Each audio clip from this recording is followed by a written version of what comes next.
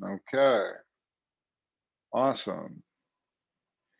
So good to be with everybody. Hope everybody enjoyed the Super Bowl last night. Always, it's always good when it comes down to the last set of downs, right? Makes it a lot more fun. My I have this tradition. I watch the game with my grandson, and he likes to watch like all of it. Which last night wasn't a big deal because it was fun. It was competitive to the end, but likes to watch the after. The trophies and all that stuff. So it gets to be a long night. But anyway, so today we are going to wrap up willpower and be kind of a short session this morning. And we'll start off with kind of a summary of what we've learned so far. So this journey that we went on understanding willpower, I thought it was really kind of fun because we covered, a little bit of strategy, a little bit of science. And so what we learned is that willpower is the postponement of instant gratification for long-term gain. And I really love that definition: postponement of instant gratification for long-term gain. And when we do this, we build new neural pathways, okay, for healthier outcomes. As we talked about, that when every action we have or every habit we have, we have developed, and we build synaptic connections, right? It's our wiring. And when we postpone instant gratification, we are actually rewiring ourselves, okay? And in that way, we're rewiring ourselves so that we have greater consistency for the goals that we want to have. And we also talked about the fact that we have 70,000 thoughts, or up to 70,000 thoughts a day. And if we just wait long enough, okay, some other thought will jump in front of whatever instant gratification that we're experiencing. Okay, we only have to wait just long enough. Could be 30 seconds, could be 3 minutes, whatever the case may be. But we just have to wait just a little bit, and whatever instant gratification we're being drawn to will dissipate. And building our willpower is like building any other muscle, right? It's everything kind of in our world, right, is based on resistance, all right? Like gravity is resistance, okay, right? Otherwise, we didn't have gravity, we would just float up, right? So gravity keeps us here, right? Learning something new, right? You have to train your brain. It could be, going to the gym or whatever the case may be. Everything is about working against, right, resistance. And so building our willpower is like building another muscle. And then once we build the muscle memory, so to speak, around it, then we've built those new neural pathways. And willpower helps us stay on our path. Okay, that's the consistency part. It helps us stay on the path for whatever it is we're doing. And we also talked about the fact that our brains emit very powerful chemicals, okay, that reinforce our behaviors. And the thing about the release of those chemicals is that they're non-judgmental, okay? So if you get a chemical charge out of smoking, okay, you just get a chemical charge out of smoking. If you get a chemical charge out of doing yoga, well, then you get a chemical charge out of doing yoga. And which is better, smoking or yoga, right? So you get a charge one way or the other. The question is, you want to be positioned so that you're getting the release of the endorphins and serotonin and all these other chemicals, right? That you're getting, you're in a position where you've changed your neural pathways and you've done it long enough so that you're getting the chemical boost out of the things that are good for you, not the things that aren't good. And I love this fact. It's just so telling, right? Our chemical releases, right, from our body are so powerful that that's what they test all drugs against. So for a drug to actually be considered effective, it has to be like 30% better than the drugs you already have in your system, okay, that we already put out.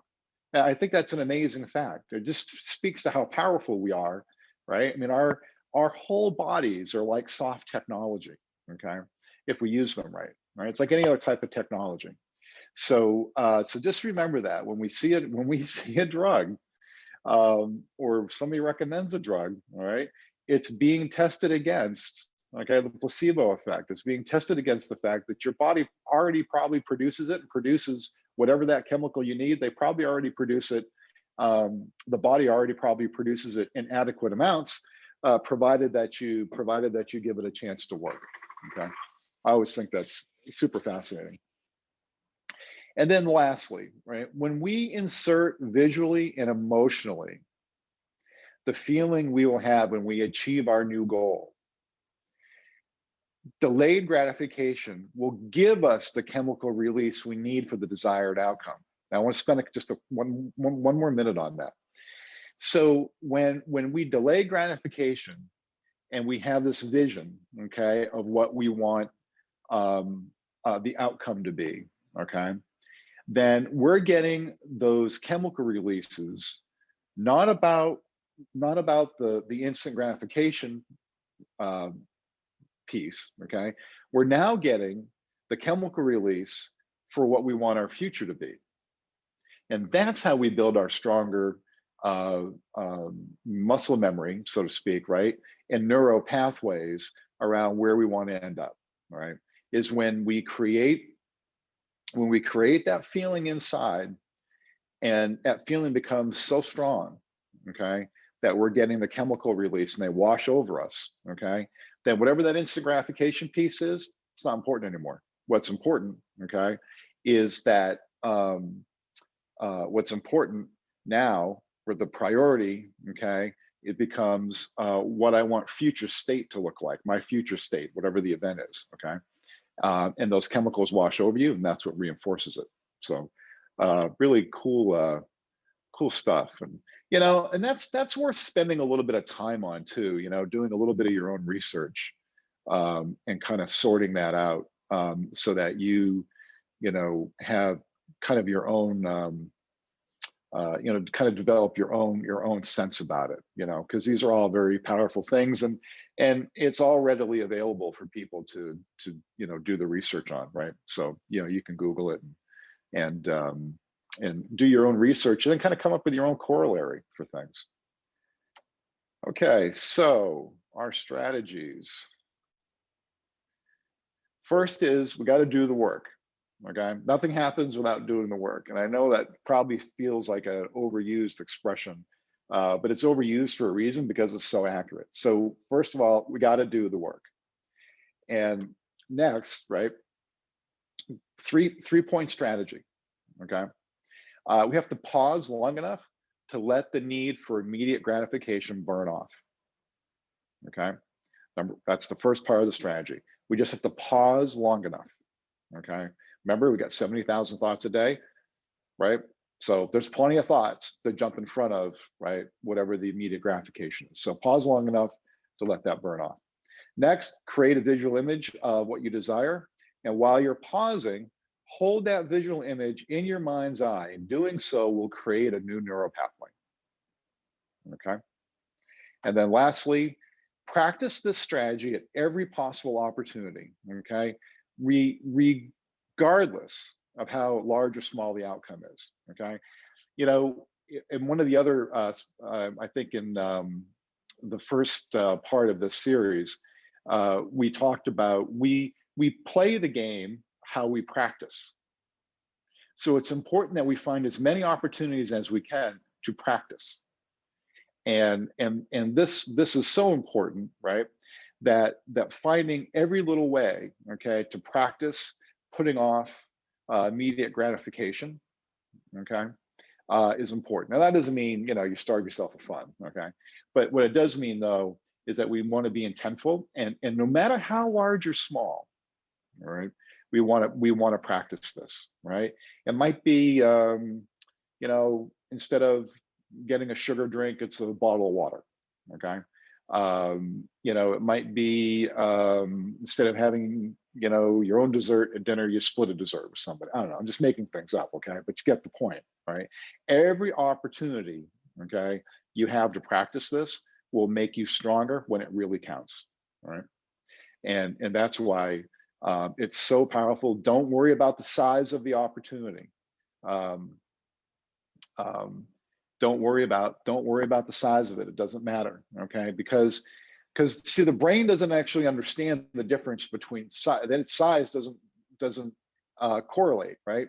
It's like the effort to grow a tree and a blade of grass is about the same, okay?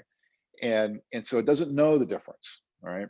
So the more you practice on everything, right, then the greater the likelihood you'll be building all that muscle memory, okay, for the ones that really count, okay. So let's just check our chats. So Edie, the pause is brilliant, finding it very useful. When you're visualizing, Chris, are you just visualizing the outcome or the entire process? Edie, that's a really good question. So I'm going to say this, okay? I'm going to say that you really only want to visualize the outcome. And here's why. When we start to visualize and think about the entire process of things, we can get overwhelmed, all right? Now, I'm a big believer in life as a journey, not a destination. I'm here for the journey. I'm not here for the destination. So that's kind of a little bit in conflict, but I think when we're so focused on the process, I think it's really easy to get overwhelmed. Like, how am I going to get there? How am I going to do this? Don't worry about that. Okay, just focus on the outcome. So I think in this particular case, super good question. Focus on the outcome. Take that visualization. That I don't know. Let's say you want to run a 5K, right? And you visualize yourself crossing the finish line, right? That's the visualization you want. And then what you'll find is that everything else will stack up behind it, everything else that you need to do, okay?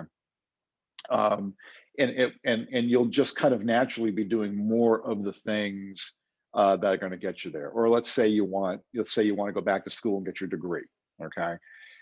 We don't be thinking about the 41 credits you got to get, okay? Don't be thinking about that, right? Think about how good it's going to feel when you get your diploma, right? Then the rest of it will stack up behind it. So really, really good question. Excellent.